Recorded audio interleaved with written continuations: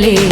High power ఉల్లాసం, high power ఉత్సాహం, high power ఆరోగ్యం, హై పవర్ ఆనందం. గుంటూరు వారి XXL మరియు హై పవర్ హార్స్ దేశవాళీ మినపగుళ్ళు. బంధాలు అనుబంధాలు మరింత దృఢంగా, మరింత బలంగా.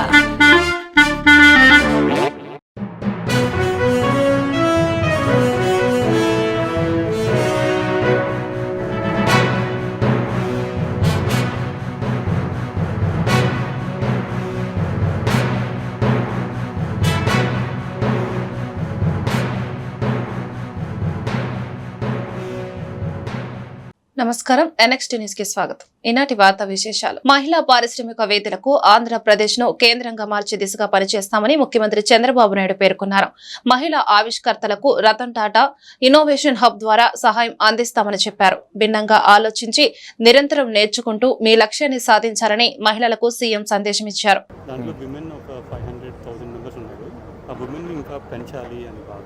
ఇప్పుడు దేశంలో ఎక్కడ రేషియో ఎక్కువ ఉంది? కొంచెం సిటీస్లో ఎక్కువ ఉంటుంది.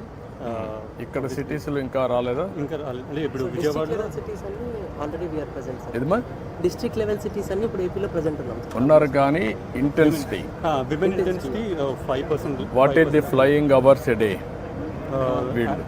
యావరేజ్ ప్రస్తుతానికి మెయిన్ థింగ్ అంటే ఫ్లెక్సిబిలిటీ ఉండడం వల్ల వాళ్ళు ఎప్పుడు కావాలంటే ఎప్పుడు వచ్చి పనిచేస్తారు. నేను ఏమంటా అంటే ఆవరేజ్ ఎంత వస్తుంది ఆదాయం? 700-800 రూపీస్ ఎర్నింగ్స్ వస్తుంది per day after all their cost. Okay, for a month ఎంత వస్తుంది ఆవరేజ్? 18,000 వస్తుంది. అది మ్యాక్సిమం? లేదు, యావరేజ్. బట్ వీళ్ళు ఇప్పుడు ఉండే ప్రజెంట్ వేళల్లో ఎంత వస్తుంది? 18,000 దాకా వస్తుంది ఆవరేజ్. హౌ మెనీ మెంబర్స్ అంటే 3 lakhs ఉన్నారు ఇప్పుడు ఇండియా ఆంధ్ర మొత్తం 3 lakhs ఉన్నారు. ఆంధ్ర మొత్తం 3 lakhs ఉన్నారు.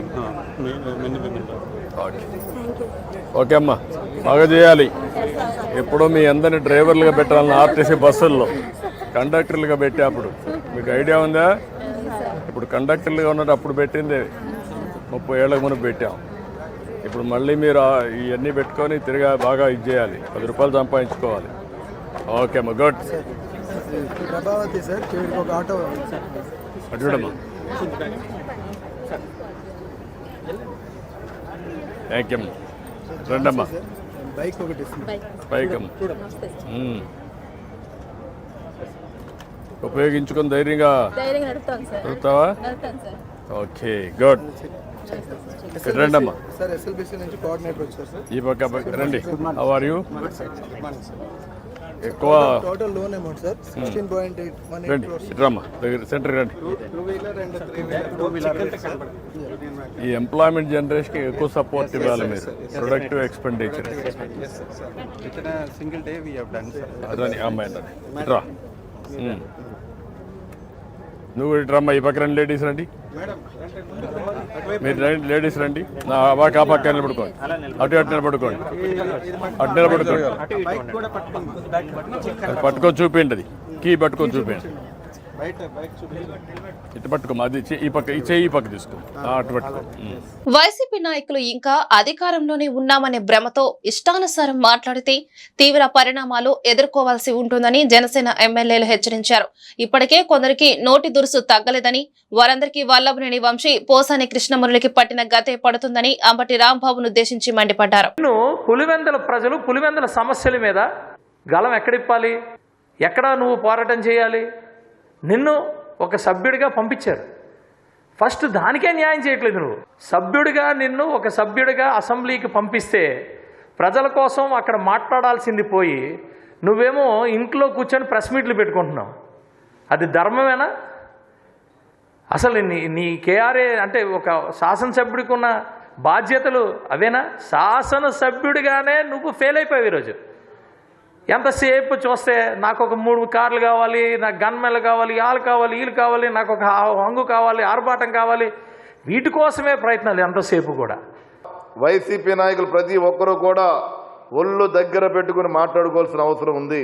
మీరు నోటికి వచ్చినట్టు మాట్లాడితే రాబోయే రోజుల్లో అంబటి రాంబాబు చెప్తున్నా, ఇదే విధంగా కనుక మీరుంటే రాబోయే రోజుల్లో మీకు ఏదైతే వంశీకి జరిగిందో, ఏదైతే పోసాని కృష్ణకి జరిగిందో అదే పరిస్థితి మీ నాయకులకు కూడా వస్తుందని చెప్పి సందర్భంగా తెలియజేస్తున్నాను నేను. బియ్యం దొంగలంతా మీ పార్టీలోనే ఉన్నారు. చంద్రశేఖర్ రెడ్డి కానీ, రంగనాథ్ రాజు కానీ, లేకపోతే పేరు నాని కానీ, వీళ్ళందరూ అధికారాన్ని అడ్డం పెట్టుకొని మీరు విచారించుకోండి. కావాలంటే గొడవల్లో ఎంత ట్రాన్స్పోర్ట్ ఛార్జెస్ ఇచ్చారు, రైస్ మిల్లర్ దగ్గర నుంచి ఎన్ని గ్రాములు రైస్ మీరు ఎక్స్ట్రా తీసుకున్నారో కూడా మీరు విచారణ చేసుకోవచ్చుగా నేను ఛాలెంజ్ ఇస్తుతూ ఉన్నా. నాదెండ్ల మనోహర్ గారు వచ్చిన తర్వాత ఆ సివిల్ సప్లైస్ శాఖ వన్ని తెచ్చిన వ్యక్తి, పీడిఎస్ రైస్ని ఏదో రకంగా రీసైక్లింగ్ కాకుండా ఆపిన వ్యక్తి నాదెండ్ల మనోహర్ గారు.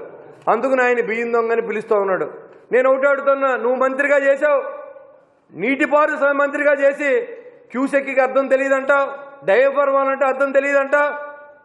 అట్లీస్ట్ గుంటూరు జిల్లాలో పంటకాలలో సిల్ట్ దించామని అడుగుతా ఉన్నా. గుంటూరు జిల్లా వెంకటపాలెంలోని ఆలయాన్ని మరింతగా విస్తరించే ప్రతిపాదనలు పరిశీలిస్తున్నట్లు తిరుమల తిరుపతి దేవస్థానం ఈవో శ్యామలరావు తెలిపారు.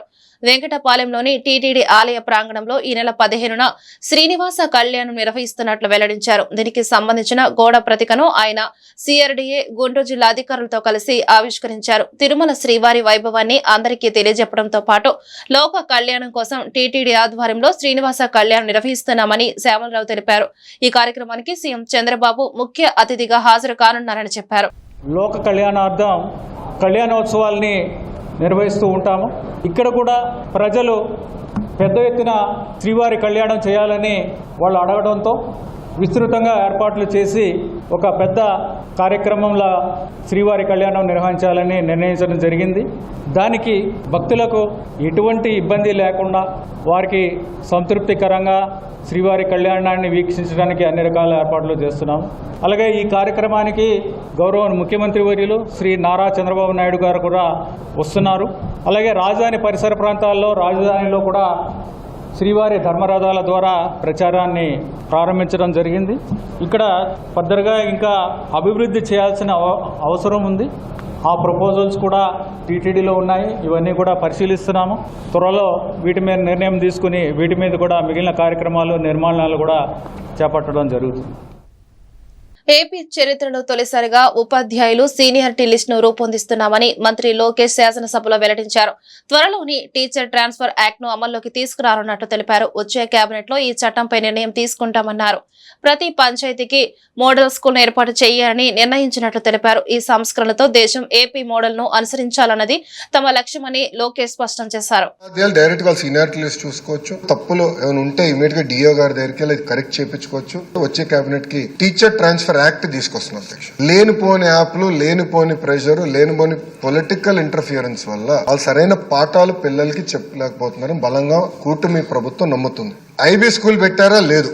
కానీ ఐబీ దగ్గర నుంచి ఒక రిపోర్ట్ తెప్పించేదానికి 5 కోట్ల రూపాయలు ఖర్చు పెట్టారు అధ్యక్ష. అలానే టోఫుల్ ఏమైనా అమలు చేశారా? చేయలేదు. ఉపాధ్యాయుల్ని ప్రిపేర్ చేయకుండా సిబిఎస్ఈ మోడల్ ఆఫ్ ఎగ్జామ్స్ అనేసారు. ఒక ఎగ్జామ్ పెట్టమని చెప్పారు. పెడితే 90% మంది పిల్లలు ఏదో ఒక సబ్జెక్ట్ లో ఫెయిల్ అయ్యారు. నేను ఎక్కడ భయపడానంటే ప్రత్యేకంగా ఆడబిడ్డలు ఫెయిల్ అవుతే ఇంట్లో పెళ్లి చేస్తారని భయపడతాను. సోషల్ ఇష్యూస్ వస్తాయి ఊర్లో. అందుకే నేనేం చెప్పండి అధికారులకి, CBSE model of examination will postpone by 3 years. ఉపాధ్యాయుల్ని రెడీ చేద్దాం, పిల్లల్ని ప్రిపేర్ చేద్దాం. తల్లిదండ్రులు కూడా ఈ ఎగ్జామ్ వల్ల ఏమేమి జరగకపోతే వాళ్ళకి ఇంటిమేట్ చేసి రాబోయే 3 సంవత్సరాల్లో ఈ మోడల్ కి స్విచ్ అవుదాం నేను చెప్తాను జరిగింది. ప్రతి పంచాయతీకి మోడల్ ప్రైమరీ స్కూల్ అంటే 1 class 1 టీచర్ ఉండాలి. ల్యాబ్స్ రావాలి, కంప్యూటర్ ల్యాబ్స్ కూడా ఏర్పాటు చేయాలి. ఇప్పుడు మీరు చూస్తే 1 class 1 టీచర్ అనేది కేవలం 1400 పాఠశాలలోనే. ఈ సంస్కరణ ద్వారా కనీసం 10,000 పాఠశాలలకి 1 class 1 టీచర్ తీసుకెళ్లిన లక్ష్యంతో మేము పనిచేస్తున్నాం అధ్యక్ష.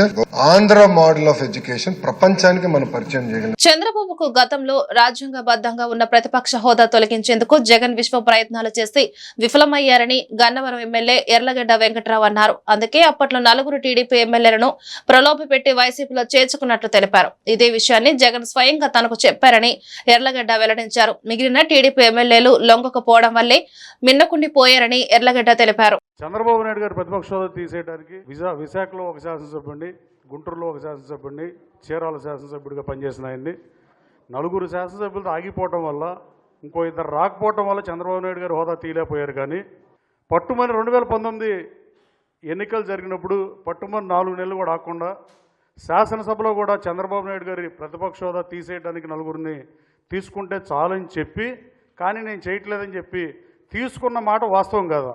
చంద్రబాబు నాయుడు గారు హోదా తీసేయడం దేవుడు ఎరుగు, కానీ తీయలేకపోయారు. ట్రై చేశారు, బట్ తీయలేకపోయారు.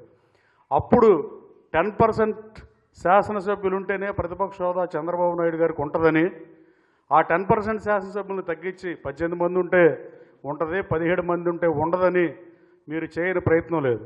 మహిళల ఆరోగ్యానికి పెద్దపీట వేయడం ద్వారా ఆరోగ్యవంతమైన సమాజం నిర్మాణం కోసం కృషి చేస్తున్నామని గుంటూరు పశ్చిమ ఎమ్మెల్యే గల్లా మాధవి అన్నారు. మహిళా దినోత్సవాన్ని పురస్కరించుకొని గుంటూరు జిల్లా టీడీపీ కార్యాలయంలో నిర్వహించిన వేడుకల్లో ఎమ్మెల్యే పాల్గొన్నారు.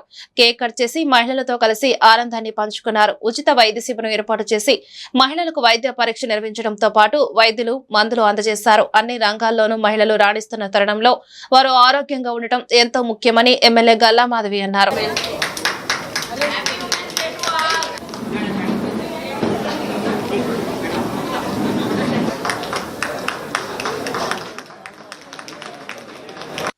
ముఖ్యంగా అన్నిటికంటే ముఖ్యమైనది ఆరోగ్యము. మహిళలు చాలా అశ్రద్ధ చేసేది కూడా ఆరోగ్యాన్నే కాబట్టి దాని మీద దృష్టి పెట్టి పశ్చిమ నియోజకవర్గ మహిళలందరూ కూడా ఆరోగ్యంగా ఉండాలి. అప్పుడే ఈ నియోజకవర్గం ఆరోగ్యంగా ఉంటుంది.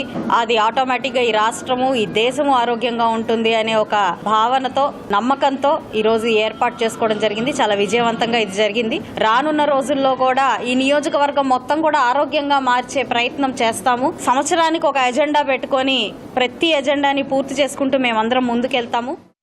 కాకినాడ ప్రతాప్ నగర్ లో పాల విక్రయ కేంద్రంపై ఆహార భద్రత నియంత్రణ అధికారులు దాడులు చేశారు. శ్రీసాయి శ్రీనివాస మిల్క్ దుకాణంలో పాలు నిల్వ చేసేందుకు బెంజోయిక్ యాసిడ్, పెరుగు గట్టిగా ఉండేందుకు స్ప్రైడెడ్ మిల్క్ పౌడర్ వాడుతున్నట్లు గుర్తించారు. రసాయనాలు వాడిన పాలు, పెరుగు వినియోగిస్తే తీవ్ర అనారోగ్యం పాలయ్యే అవకాశం ఉందని అధికారులు తెలిపారు. శాంపిల్స్ సేకరించి దుకాణ యాజమానిపై కేసు నమోదు చేసినట్లు తెలిపారు. అక్కడ ఈ benzoic acid 22.5% benzoic acid 5 litres can ఒకటి కనుక్కోవటం జరిగింది. దాన్ని ఎందుకు ఉపయోగిస్తున్నారంటే లేటుగా వచ్చే పాలల్లో ఒక 20 ml పర్ క్యాన్కి 40 లీటర్స్ ఉంటే ఒక 20 ml బెంజోయిక్ యాసిడ్ నిల్వ ఉండటం కోసం కలుపుతూ ఉన్నారు. ఇది చాలా డేంజరస్. ఇది పాలల్లో ఎటువంటి ప్రిజర్వేటివ్ కలపకూడదు. కలిపిన తర్వాత కన్జ్యూమ్ పర్పస్ ఉపయోగించకూడదు. అట్లానే స్ప్రే డ్రైడ్ మిల్క్ పౌడర్ అని చెప్పేసి ఆ పౌడర్ని పెరుగు గట్టిగా ఉండటం కోసం ఇతను ఉపయోగిస్తున్నాడు. ఇందు మూలంగా తెలియపరిచేది ఏంటంటే పాలు అమ్మేవారికి కానీ ఈ ప్యాకింగ్ యూనిట్స్ కానీ ఇలాంటి వాళ్ళందరికీ చెప్పేది ఏంటంటే ఏ విధమైన ప్రిజర్వేటివ్ పాలల్లో వాడరాదు. వాడిన పక్షంలో వాళ్ళంతా శిక్షార్హులే. ఈ వార్తలు ఇంతటితో సమాప్తం. నమస్కారం.